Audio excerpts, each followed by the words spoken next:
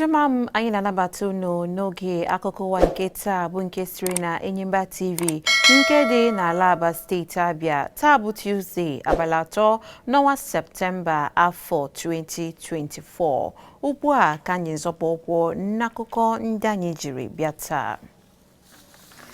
Ndị isi nke ụlọakwụkwọ mahadum steeti Abia bụ ụlọakwụkwọ ABSU na-akpọku ụmụakwụkwọ bụ ndị nwere mmasị idebanye aha maka ego mgbazinye agụmakwụkwọ Naịjirịa nke sitere n'akpa ego NEL Fund dịka na-agụnyela ụlọakwụkwọ mahadum niile bụ ndị dị na mpaghara South East irite uru n'agba nke mbụ usoro ego mgbazinye ụmụakwụkwọ. N'ozi nke onye na-ahụ maka mmekọrịta ụlọakwụkwọ mahadum a nakwa ọhaneze nakwa onye isi mgbasa ozi Chijioke Nwaọgụ kwuru na onye Vice Chancellor nke ụlọakwụkwọ mahadum ahụ bụ Ọkammụta Onyemaechi M. Ogbulu n'aha otu ndị isi nke ụlọakwụkwọ a enyela ntụziaka ka ụmụakwụkwọ niile ọ masịrị ndị chọrọ ego mgbazinye ụmụakwụkwọ ka ha malite idebanye aha maka nke ahụ n'egbughị oge ọbụla.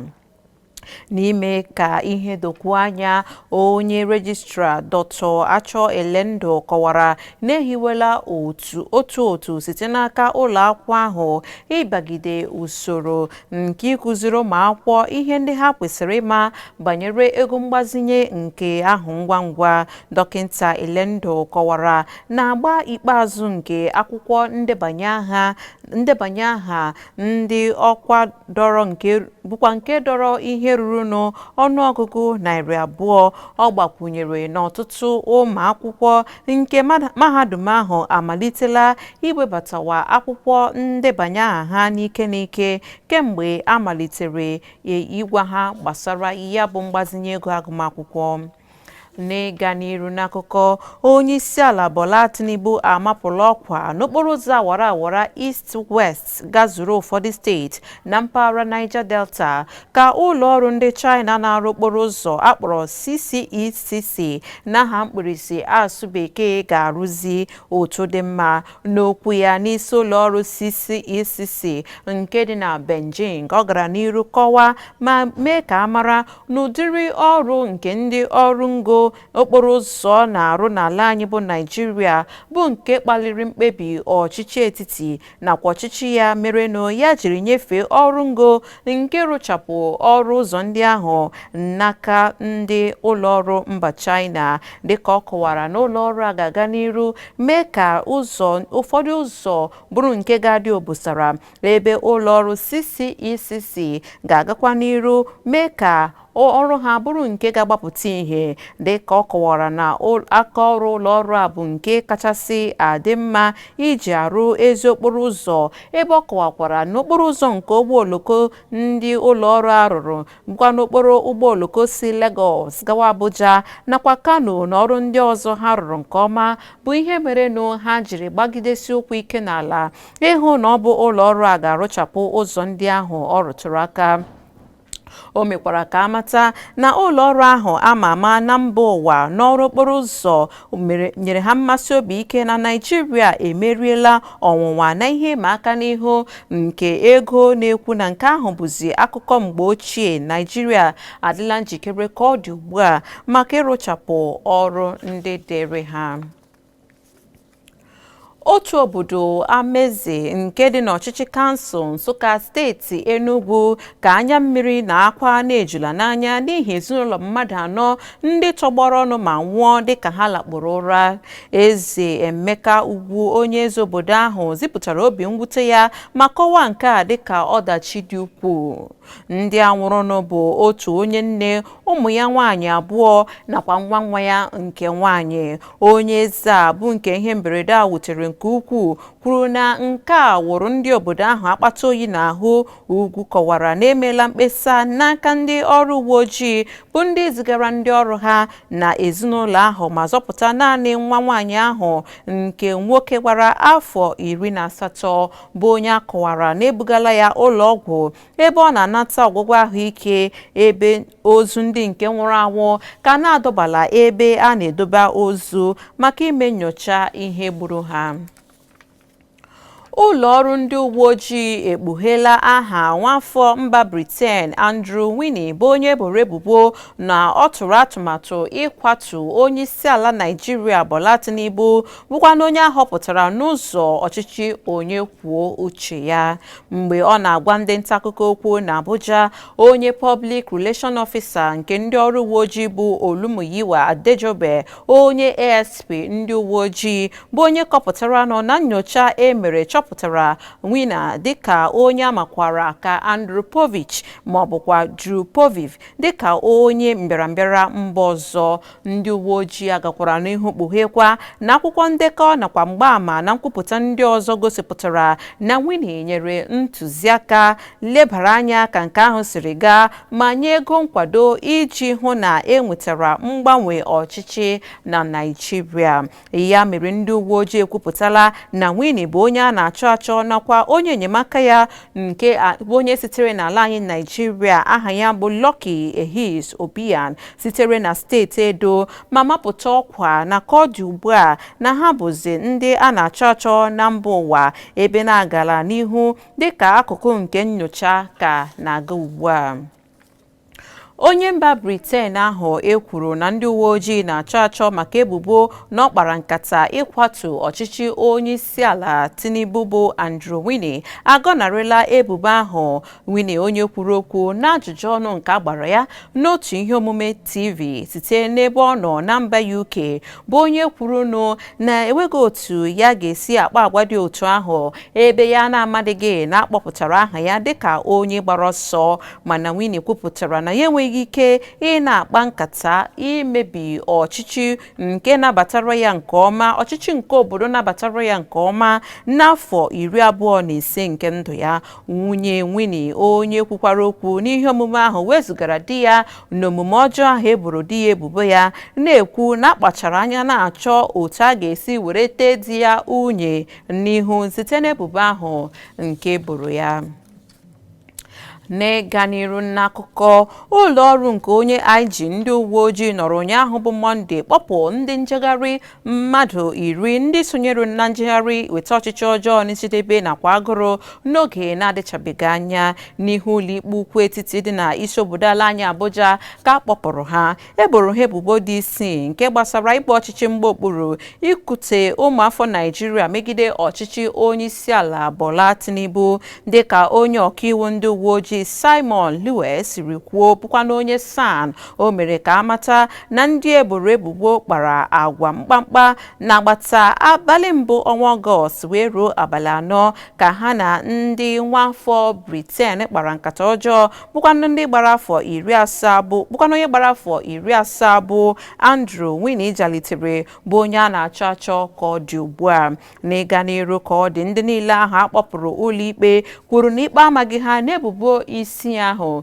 nke boro ha, ebe ndị ọkaiwu ha bụ Abubakar Marshal nakwa Deji Adeyanju ndị gbara ụlọikpe ahụ ume ka enye ohere ka enwee ike na ha n'ebe. Ndị gbara akwụkwọ ikpe ahụ jụrụ ịnabata ịna ha n'ebe n'okwu ha na-ekwu n'ụlọikpe ahụ bụ nke na-eji ihe ederede were na-eme ihe. Na nzaghachi, onye ọkaikpe ahụ Peter Lifiu gbatikwuru ikpe ha ruo abalị 11 nke ọnwa Septemba ma nye iwu ka edosatụ ha n'ụlọ mkpọrọ ebe eboro ha ga-edosatụ ha n'ụlọ mkpọrọ. Ndị ahụ eboro ebubo ndị nke nwoke ka a ga-edosatụ n'ụlọ mkpọrọ Kuje, ebe ndị nke nwaanyị eboro ebubo ga-anọ n'ụlọ mkpọrọ Suleja. N'ịga n'iru n'akụkọ, otu kansụl mmekọrịta otu pati n'ibe ya na-atụ aro imezigharị ụkpụrụ ntuliaka nke afọ 2022 nke ga-enye aka ka ụlọ ọrụ na-ahụ maka ntuliaka elu bụ INEC ikikere nke nhazi ntuliaka nke onye isi ala, nke gọvanọ, nke nnukwu ụlọ nzukọ nakwa ụlọ nzukọ nke steeti bụrụ nke a ga-eme n'otu ụbọchị. Nke a ka otu a kwupụtara n'ọgbakọ ndị ndị aka ji oke nke otu pati dị iche iche bịara nakwa otu kọmitii jikọtara ọnụ nke nnukwu ụlọ nzukọ n'ihe metụtara ụlọ ọrụ kọmishọn na-ahụ maka ntụliaka elu. Otu kansụl IPOB kwupụtara n'usoro eji eme ihe ugbu a nke gbasara ntụliaka elu onye isi ala nke nnukwu ụlọ nzukọ nke gọvanọ nakwa ụlọ nzukọ omeiwu steeti ka ọ bụrụ otu ụbọchị ma hapụ ịbụ nke a ga na-eme ka emeke. N'ịga n'iru n'akụkọ, otu pati PDP ekwuola na onye minista isi obodo ala anyị Naịjirịa bụ Wike ka a na-atụ anya iwuchi na ihu otu kọmitii ịdọ aka na ntị ha n'ihi omume ndị ọ na-eme nke megidekwara n'otu pati ahụ. Osote nnukwu onye odeakwụkwọ ọhaneze nke otu pati ahụ bụ Ibrahim Abdullahi n'ajụjụ ọnụ ihe onyonyo kọwara n'otu pati ahụ edegarala Wike akwụkwọ ịkpọ ya oku iwuchi n'ihu otu kọmitii ịdọ aka na ntị nke nnukwu otu kọmitii ije ozi pati ahụ. Ha mere ka amatakwa na ehiwere onye isi okpokpo nke otu pati PDP a bụ onye kwurunu na onye minista ahụ nke na-ahụ maka isi obodo ala anyị anaghị ekwulu okwu dịka onye echiche ya na-anọghị otu ebe na-eyi ndị gọvanọ otu pati PDP egwu nke ọ kọwara nwere ike ịga n'ihu na-eme ka otu pati PDP bụrụ nke na-ada ada tụmụ ka ọ ga-etolite etolite. Ka ọ dị ugbu a ndị ọma m, anyị ga-azọpụta okwu ọ bụrụ na anyị laghachite akụkọ ndị ọzọ ga-abịara unu nọsie n'ike ndị ọma ije m ọnụ.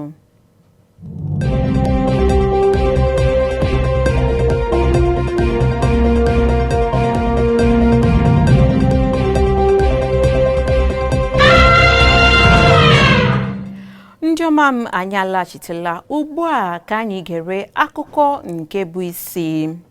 Akọ na-eme ka amata na gọvanọ steeti Enugu bụ Peter Mba agụgharịala okporo ụzọ Obinagụ nke ọchịchị ya rụgharịrị ka aha ya zawazie aha otiegwu mgbe ochie ama egwu ya dịka akụkọ n'egwu bụ gentleman Mike Ejeagha na-akọwa nwa amadi ya dịka nnukwu onye ichie. Mba onye mapụrụ ọkwa ahụ mgbe ọ gbapere okporo ụzọ nke nọ na ogbe Agbakpa n'ike nke steeti Enugu nke gụnyere ogbe Mike Ejeagha Crescent na-ekwu na ọchịchị steeti ahụ bụ onye hụrụ na ọ bụ ihe kwesịrị ekwesị imere ochie dịka ahụ ihe ọbụla bụkwa na ihe dị mma mgbe ọ ka dị ndụ. Ọ kọwara ihe omume ahụ dịka mmezu nke ọgbụgba ndụ ọdịmma ọhaneze nke ya na ndị steeti ahụ gbara. Gọvanọ Mba bụ onye mesiri ya ike na ọchịchị ya ka kwudosiri ike n'ịbagide ọtụtụ ihe omume ndị ga-emenụ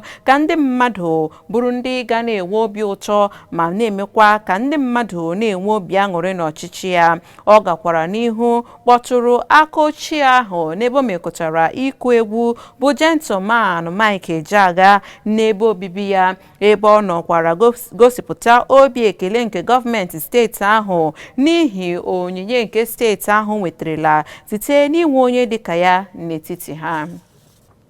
Ugbu a ka anyị baa n'azụmahịa. Osote onye isi ụlọ ọrụ Dangote bụ Devakuma Edwin ekwuola na ụlọ ọrụ NNPC bụ ụlọ ọrụ na-ahụ maka mmanụ patrol ga-abụ ndị ga-aka azụ ngwaahịa bụ nke ga-esite n'aka ụlọ ọrụ nchịpụta mmanụ nke Dangote dịka ha na-ebidola ọrụ ka ọ dị ugbu a. Edwin gara n'iru kọwaa na ka ọ dị ugbu a n'ụlọ ọrụ NNPCL bụ ụlọ ọrụ na-ahụ maka mmanụ n'ala anyị Naịjirịa adịla njikere ịzụrụwa akụrụngwa ndị esipụtarala maka imezu ọchịchị obi ndị mmadụ nakwa nke ndị obodo maka inwetawa mmanụ patrol n'ogo kwesịrị ekwesị. Ọ gara n'iru kọpụta na anaghị emela nnyocha mmanụ patrol ndị esipụtarala bụ nke a ga-emecha dọbawa ya n'ebe a na-edoba mmanụ maka ibupụ ya. O kwukwara na ọ bụrụ na enweghị ndị na-azụ ahịa mmanụ a bụ ndị ga-esite n'ala anyị Naịjirịa na ụlọ ọrụ a ga-ebupụkwa ya gaa mba ndị ọzọ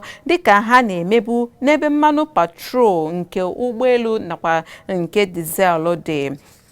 ugbu a ka anyị gaa n'akụkọ egwuregwu. Mgbazinye otu afọ ka na-enwela nkwekọrịta ya n'etiti Napoli na otu bọọlụ klọb mba Turkey bụ Galatasaray maka ịkpọrọ Victor Osimhen, onye na-agbara otu bọọlụ Super Eagles na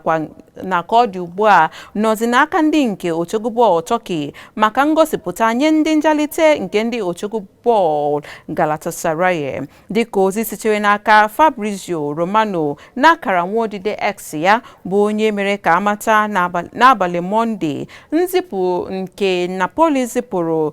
Osimhen sitere na nde euro 130 ma bụrụzie nde euro 75. Nkwekọrịta emeela ka Napoli nwee ohere ịgbatịkwu nkwekọrịta nke dị n'etiti ha na Osimhen ka o ruzie afọ 2027. Mgbazinye agbazinyere ya n'otu bọọlụ a ga-eru ọnwa Juun afọ 2025, bụkwanụ nke ga-eme ka ụgwọ ọnwa Osimhen bụrụzie nde euro 9 maọbụ nde euro 10.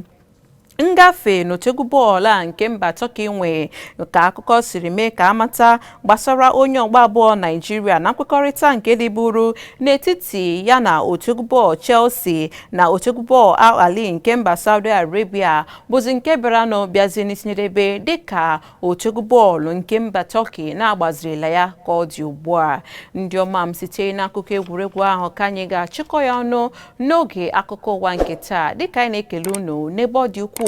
maka ịnọ ma kirie anyị na nke taa n'ebe mekọchara akụkọ ụwa nke sitere na Enyimba TV nke dị n'ala Aba steeti Abịa. Onye wetara na akụkọ bụ m Ogechi Nwachukwu Zọma, na-asị onye ahụrụ taa ka ahụkwa ya echi. Nwa mmụọ emegbula nwa mmadụ, ma nwa mmadụ emegbula nwa mmụọ. Ya gaziere unu.